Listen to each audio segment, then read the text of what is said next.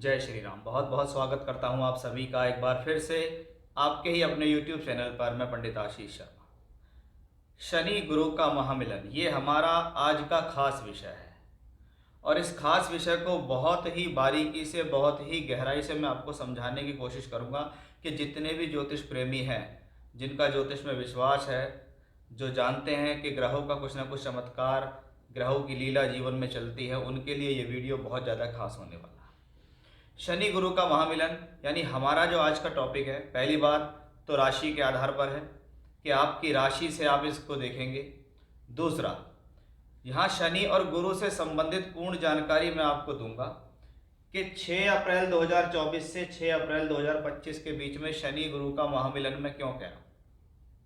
देखिए, शनि का पूर्वी भाद्रपद नक्षत्र में गोचर होने जा रहा है 6 अप्रैल को, और शनि देव वर्तमान में कुंभ राशि में गोचर कर रहे हैं। और कुंभ राशि का अंतिम नक्षत्र, या कह सकते हैं कुंभ राशि के अंतिम जो 3 चरण होते हैं वो पूर्वी भाद्रपद नक्षत्र के होते हैं।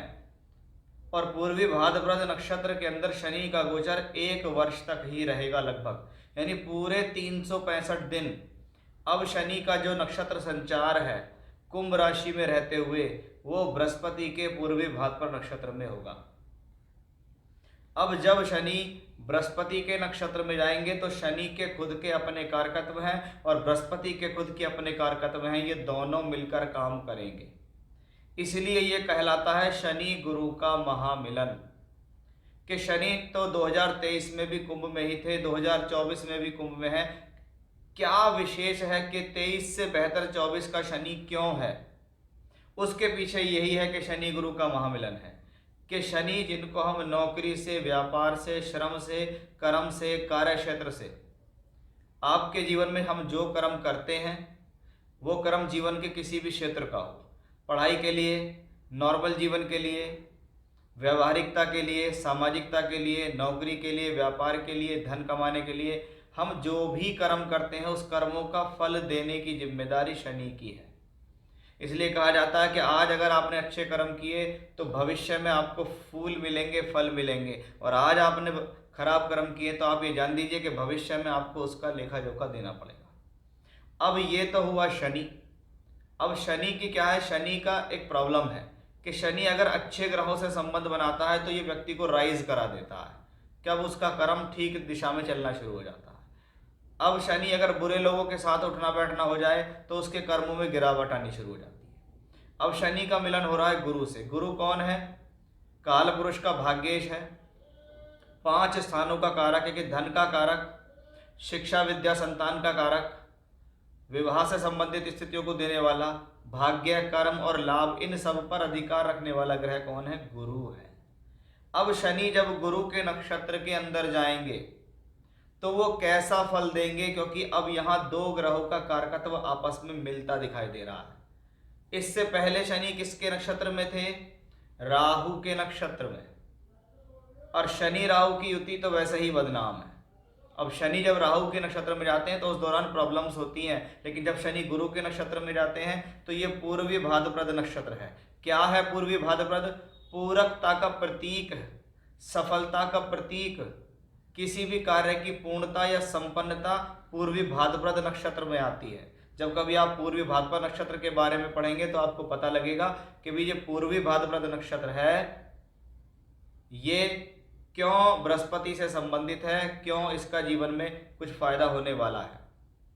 तो उसी विषय को मैं आज लेके आ रहा हूं कि जब शनि पूरकता के नक्षत्र पूर्वी भाद्रपद नक्षत्र में जाएंगे तो 2024-25 के अंदर शनि का गोचर किस राशि में है, किन नक्षत्र में है, और उसका आपके जीवन में यानी आपकी राशि विशेष पर क्या प्रभाव होने वाला है, वो सब मैं आपको यहाँ बताने जा रहा हूँ। यानी सबसे पहले इंट्रोडक्शन को आप जान लीजिए कि एक्चुअली हम इस वीडियो में बताने वाले क्या हैं।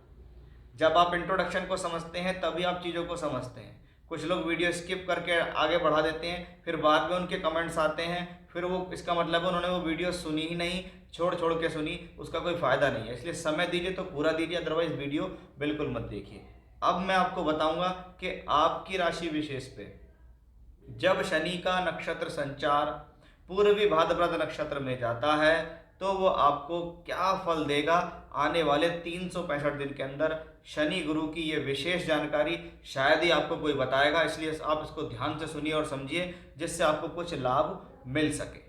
तो आइए जानते हैं कि आपकी राशि है मकर राशि, और मकर राशि के स्वामी देव शनि देव खुद हैं।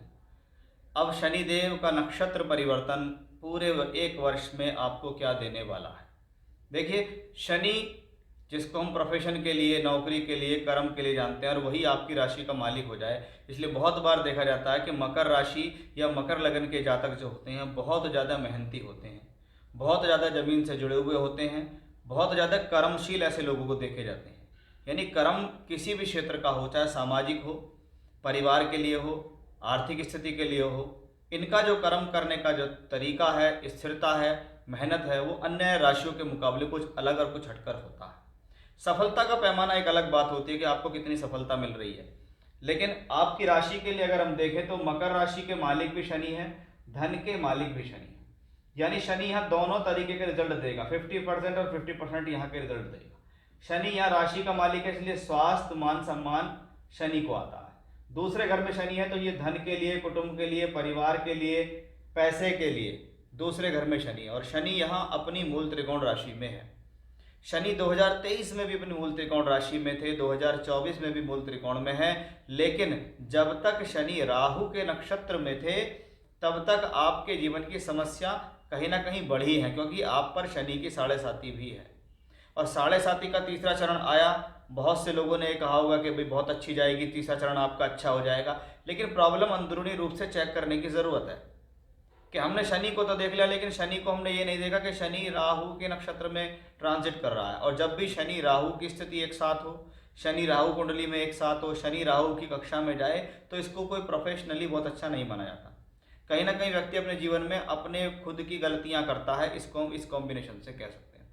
अब आप ये देखिए कि शनि का अब 6 अप्रैल 2024 को शनि एंट्री कर जाएंगे गुरु के नक्षत्र के अंदर। यानी एक अशुभ ग्रह के नक्षत्र से निकलकर, एक अशुभ ग्रह की कक्षा से निकलकर एक शुभ ग्रह, एक सौम्य ग्रह बृहस्पति के नक्षत्र में जाएंगे। वो बृहस्पति जिसको हम धन का प्योर कारक मानते हैं, और शनि यहाँ धन के भाव में ही है। यानी शनि का बृहस्पति के नक्षत्र में जाना कहीं ना कहीं एक शुभ स्थिति को दिखाता है।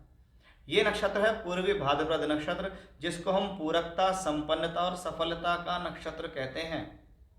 यानी ये चीजें यहाँ क्लियर रूप से दिखाई देती हैं कि भी शनि जैसे ही बृहस्पति के नक्षत्र में प्रवेश करेंगे, लगभग 1 साल तक ये यहाँ रहेंगे।